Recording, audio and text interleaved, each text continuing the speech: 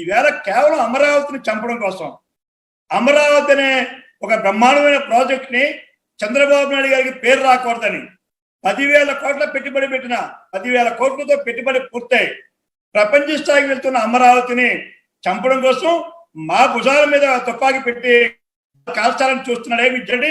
నిజంగా ఉత్తరాంధ్ర మీద ప్రేమ ఉంటే అసెంబ్లీలో వేళ అమరావతి పెట్టేటప్పుడు ఒక్క మాటైనా జగన్మోహన్ రెడ్డి ఉత్తరాంధ్రలో పెట్టమని ఎందుకు చెప్పలేకపోయినాడు? పోనీ చెప్పలేదు, పోనీ మేము పెట్టాము, ఎందుకు మేనిఫెస్టోలో ఉత్తరాంధ్ర గురించి మీరు చెప్పలేదు? మీ వైసీపీ మేనిఫెస్టోలో, కుమారుడి గారు చేసిన మేనిఫెస్టోలో ఎందుకు మీరు అమరావతిని కొనసాగిస్తామని మీరు మీ నాయకులు ప్రగల్భాలు పలికారు? పోనీ పెట్టలేదు. తర్వాత అయినా సరే ఏ సందర్భంలోనూ సరే నువ్వు విశాఖపట్నం గురించి ఉత్తరాంధ్ర మాట్లాడావా? చిత్రీ వస్తే రాలేదే, కుదూరు వస్తే రాలేదే, దుబ్బా ఉత్తరాంధ్ర మీద ప్రేమ చూపించేవాడివి. నడుతున్న వేళ జగన్మోహన్ రెడ్డి గారిని నీవుకి వేళ అమరావతిని ఎందుకు మమ్మల్ని ఉత్తరాంధ్ర ప్రజలు ఎదర వాళ్ళు తినే కూడిని కాలుతో తన్నే ఎత్తును కావు.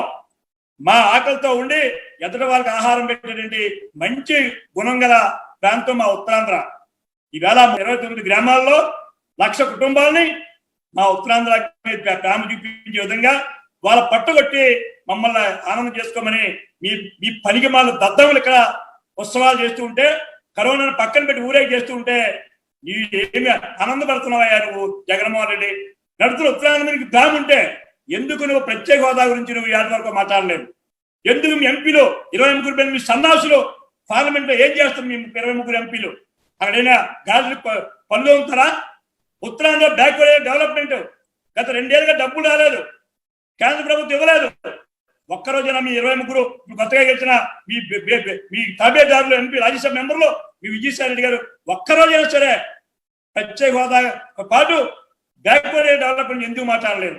రైల్వే జోను ఆ వేళ పూర్తయి స్టార్ట్ అవ్వాల్సిన జోను ఈవేళ కానీ ఫంక్షన్ రాలేదే. ఒక్క మాట నువ్వు కేంద్రంతో మాట్లాడావా జగన్మోహన్ రెడ్డి? అది ఉత్తరాంధ్ర కాదా? నువ్వు రైల్వే జోన్ మాట్లాడు, బ్యాక్వర్డ్ డెవలప్మెంట్ ఫండ్ మాట్లాడు, ప్రత్యేక హోదా నువ్వు ప్రత్యేక హోదాని పక్కన పెట్టి ఇవాళ మోడీకి భయపడిపోయి ఈ సిబిఐ ఈడీ కేసులు ఎక్కడ పైకి చేస్తాడని చెప్పి మాట 28 29 ఎంపీలు అక్కడ గాజులకి పనులు తోముతారే. ఏమయ్యా పిల్ల అమాయకులు అనుకున్నావు నువ్వు? ఎందుకు మాట్లాడవు? దాని గురించి మాట్లాడు.